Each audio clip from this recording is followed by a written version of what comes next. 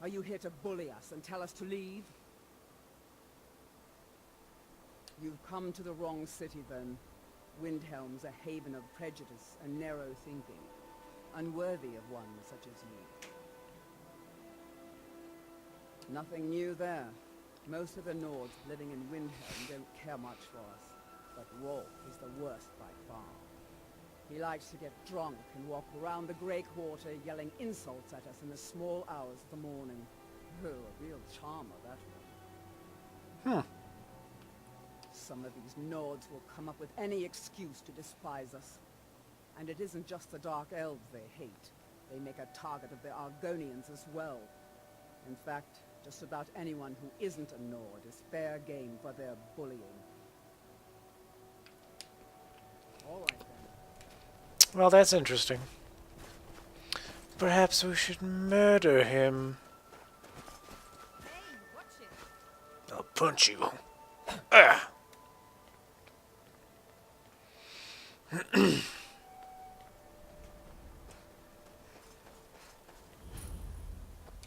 Guard might get nervous.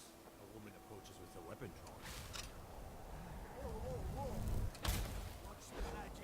Oh, oh, it's a light. It's so scary. Let me Ooh. guess. Someone stole your sweet roll. I will murder you. I swear to God, when I'm done with this, I will murder you. Younger gets their drinks at the new Mrs. Corner. Aldrich won't give us a straight answer. He's a true Nord. He'll come around. Don't be so sure of that. We've intercepted couriers from Solitude. The Empire's putting a great deal of pressure on Whiterun. And what would you have me do? If he's not with us, he's against us. He knows that. They all know that. How long are you going to wait? You think I need to send Bolgraf a stronger message? If by message you mean shoving a sword through his gullet. Taking his city and leaving him in disgrace would make a more powerful statement, don't you think? So we're ready to start this war in earnest then? Soon. I still say you should take them all out like you did dead King Torrig. Torrig was merely a message to the other Jarls. Whoever we replace them with will need the support of our armies. We're ready when you are. Things hinge on Whiterun. If we can take the city without bloodshed, all the better. But if not, The people are behind you. many, I fear, still need convincing. Then let them die with their false kings. We've been soldiers a long time. We know the price of freedom. But people are still weighing things in their hearts. What's left of Skyrim to wager? They have families to think of. How many of their sons and daughters follow your banner? We are their families. Well put, friend. Tell me, Galmar, why do you fight for me? I'd follow you into the depths of oblivion. You know that. Yes, but why do you fight? If not for me, what then? I'll die before elves dictate the fates of men. Are we not one in this? I fight for the men I've held in my arms, dying on foreign soil. I fight for their wives and children whose names I heard whispered in their last breath. I fight for we few who did come home, only to find our country full of strangers wearing familiar faces. I fight for my people, impoverished to pay the debts of an empire too weak to rule them, yet brands them criminals for wanting to rule themselves. I fight so that all the fighting I've already done hasn't been for nothing. I fight because I must.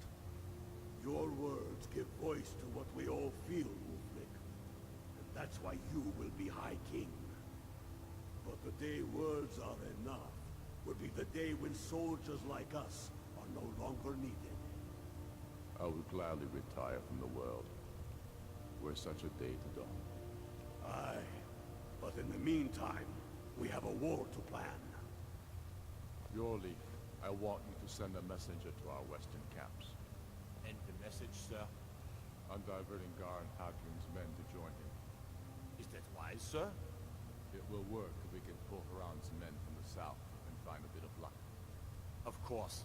Something that seems to be in short supply these days. I'm not seeking advice right now, friend. Just send the message. Send it! Stormcloaks are finding victory across the I remember you. You were at Helgen with us. Come to join the war. Speak with Dalmar. He handles the new recruits. I'm sorry to hear that. If you change your mind, speak with Dalmar. What does bring you to me? It's about time they turned their gaze from the heavens back to our bleeding homeland. What do they want? I have the greatest respect for the Guardians, of course. And the dragon attacks are a growing plague. But the political situation is still delicate. Not all the Jarls are fully committed to supporting me as High King. I can't afford to appear weak. I can't agree to this unless Tullius himself will be there. Alduin, the World Eater of song and legend. If that's true, we're all doomed anyway. And if it isn't true, well, then the fight to free Skyrim goes on. Either way, I don't see the use in talking to the Empire.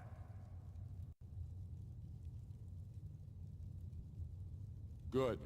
We still hold half of Skyrim despite everything the Empire could throw at us. I doubt the Empire has the stomach for much more bloodletting.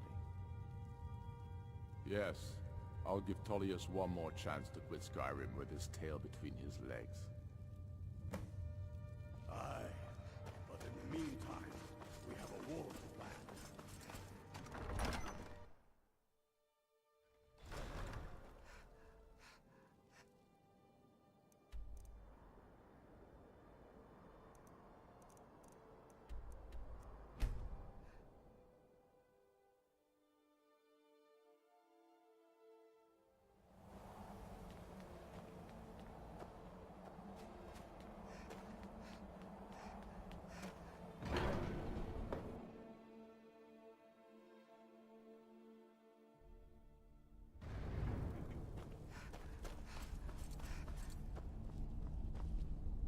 So, you've done it. The men of violence are gathered here, in these halls whose very stones are dedicated to peace. I should not have agreed to host this council. The Greybeards have no business involving ourselves in such matters.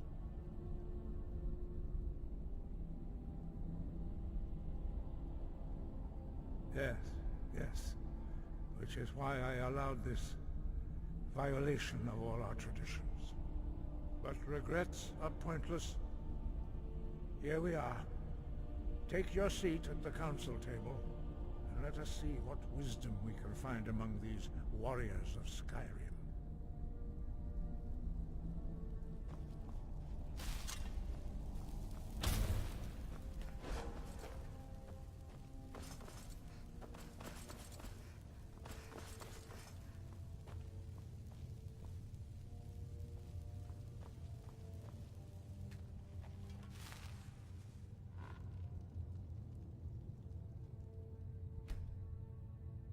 Now that everyone is here, please take your seats so we can begin. I hope that we have all come No. here in the spirit You of... insult us by bringing her to this negotiation? You're Chief Talos Hunter? That didn't take long. Here. I have every right to be at this negotiation. I need to ensure that nothing is agreed to here that violates the terms of the White Gold Concordat.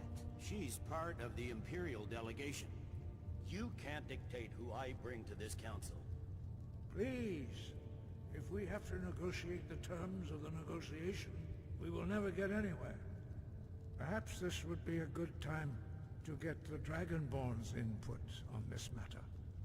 By Izmir's beard. The nerve of those Imperial bastards, eh?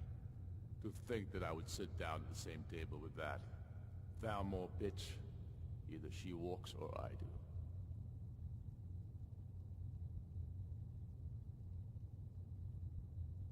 Maybe so, but bringing her here is a deliberate provocation. Tullius needs to know I won't be pushed around.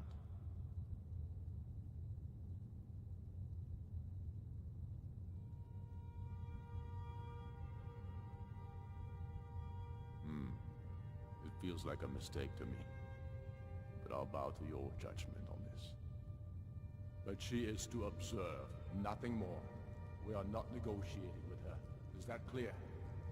Ulfric, why so hostile? After all, it's not the Thalmor that's burning your farms and killing your sons. She's supposed to be on our side? No, exactly. No. Not this time. Now that that's settled, may we proceed? I have something to say first. Here we go. The only reason I agreed to attend this council was to deal with the Dragon Menace. There's nothing else to talk about. Unless the Empire is finally ready to renounce its unjust claim to rule over the free people of Skyrim. I knew he wouldn't be able to resist. A temporary truce to allow the Dragonborn here to deal with the dragons, nothing more. I consider even talking to the Empire a generous gesture. Are you done? Did you just come here to make speeches, or can we get down to business? Yes, let's get this over with. Are we ready to proceed? Jarl Ulfric, General Tullius, this council is unprecedented. We are gathered here at the Dragonborn's request. I ask that you all respect the spirit of High Hrothgar, and do your best to begin the process of achieving a lasting peace in Skyrim. Who would like to open the negotiations? Yes, let's get down to it. We want control of Markarth.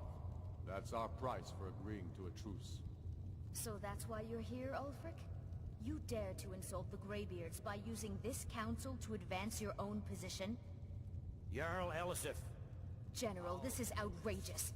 You can't be taking this demand seriously. I thought we were here to discuss a truce.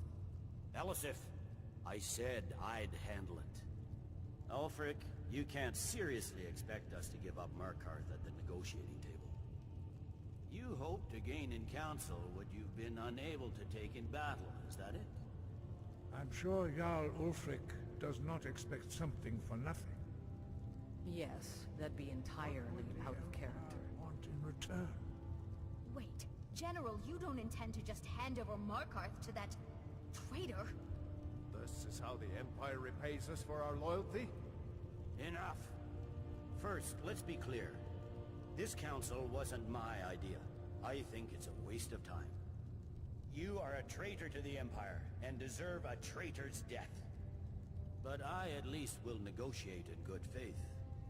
Since we're all here at your request, I'd like to hear what you think Markarth is worth.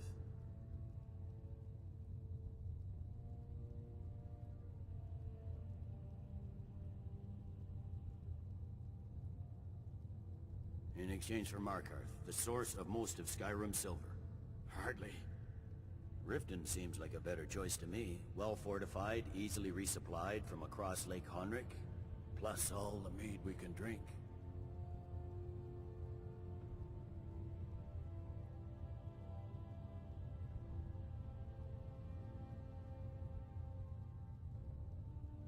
Not enough to outweigh the loss of Markarth. With the Reach in enemy hands, our whole position in Solitude would be threatened. I'm glad you agree. I was starting to wonder whose side you were on here. You heard what she said, Ulfric. We've made you a fair offer. Are you serious about these talks, or are you just here to posture? I expected better from you, Dragonborn. I came here in good faith. And now it seems you help the Empire at every turn. As for you, General Tullius, I see now that Galmar was right. Talking to the Empire is just as useless as ever. If you think you can hold Markarth, you're as deluded as your Emperor when he signed away our freedom to the Thalmor. Skyrim will never again bow to your false empire. Let's go, Galmar. I should have listened to you in the first place. You always were a fool, Ulfric. You're no better at diplomacy than you are in the battlefield. Stop! Are you so blind to our danger that you can't see past your petty disagreements? Here you sit arguing about nothing, while the fate of the land hangs in the balance. Is he with you, Delphine? If so, I advise you to tell him to watch his tongue. He is with me, and I advise you both to listen to what he has to say. before you do anything rash. Don't you understand the danger? Don't you understand what the return of the dragons means? Alduin has returned, the World Eater. Even now he devours the souls of your fallen comrades. He grows more powerful with every soldier slain in your pointless war. Can you not put aside your hatred for even one moment in the face of this mortal danger? A very pretty speech. But what does Shut it have up. to do with the... If he's right about Alduin, we both have just as much to lose here, Tullius. Remember that. Now, back to the matter at hand. Don't hand me a mug of sheep's piss and call it mead. These terms are still not acceptable. I'm sure you have something in mind. Damn right we do. You surrender Hjalmarch to us, and take Idgrod Ravencrone with you. Sorely the Builder will take over as Jarl of Morthal. Where do these demands stop, Ulfric? Do you expect me to surrender all of Skyrim? It seems I have no choice but to let the Dragonborn decide, although I'm starting to doubt your fairness. What say you, Dragonborn?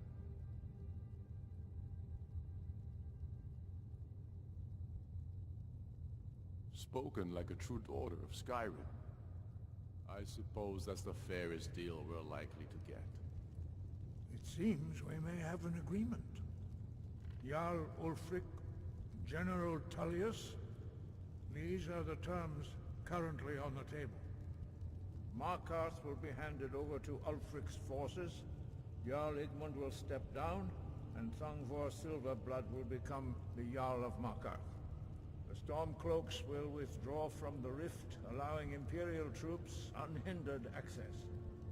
Jarl Layla Lawgiver will step down, and Maven Blackbriar will become the Jarl of Riften.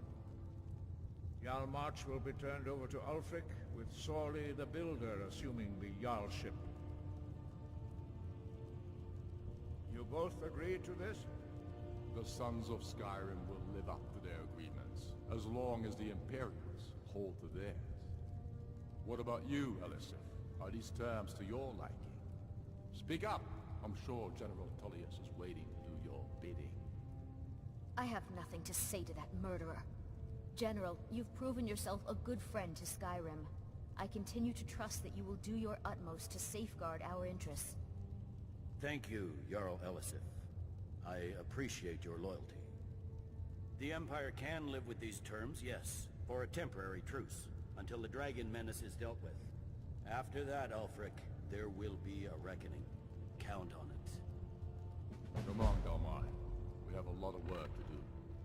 Giving up Markarth is a heavy price for this truce, Dragonborn. I hope it was worth it. Jarl Balgruuf, I assume you are familiar with the Dragonborn's plans? Yes, I'm ready to do my part. Just say the word, and my men will help you spring this trap. But the difficulty remains how to lure a dragon to Dragon's Reach at all. Well, that's an excellent question. You haven't overlooked that little detail, have you? I believe I can be of help here. I anticipated the problem. While you were arranging this meeting, I was busy in the library of Skyhaven Temp, an unguessed trove of lost lore. But the important thing is that the Blades recorded many of the names of dragons they slew. Cross-referencing this with Delphine's map of dragon burial sites, I believe I've identified one of the dragons that Alduin has raised up. Don't you see? The names of dragons are always 3 words of power, shouts. By calling the dragon with a voice, he will hear you wherever he might be. He's not compelled to, but dragons are prideful by nature and loath to refuse a challenge. Your voice in particular is likely to intrigue this dragon after your victory over Alduin. I think it's very likely that he will be unable to resist investigating your call. Indeed. I'm no master of the voice, like these worthy gentlemen, but it is written here in this scroll.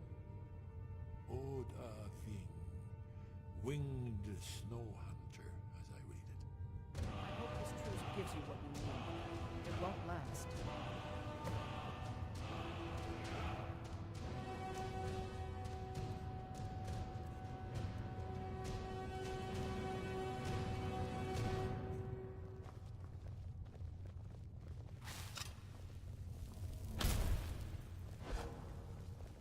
I hope this truce gives you what you need.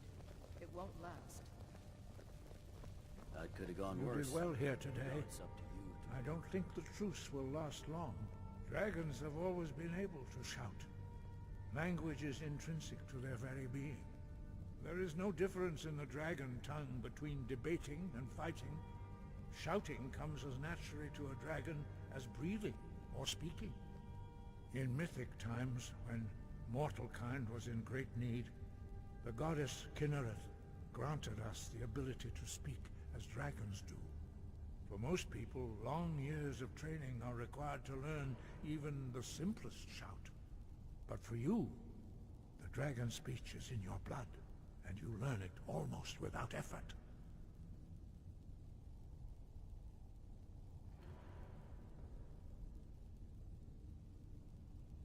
The old tales say that he can travel into Sovngarde to devour the souls of the dead. You must find out how he does this before he regains his strength and returns. There's one more thing. We know about Parthenax. That's fine. We needed his help. Now we don't. And it's long past time for him to pay for his crimes. And he's not just any dragon. He was the right hand of Alduin. He committed atrocities so infamous they are still remembered thousands of years later. He needs to die. He deserves to die. And it falls to you to kill him. Until he's dead. Well, I'm sorry, but we would dishonor our oaths as blades if we continue to help you.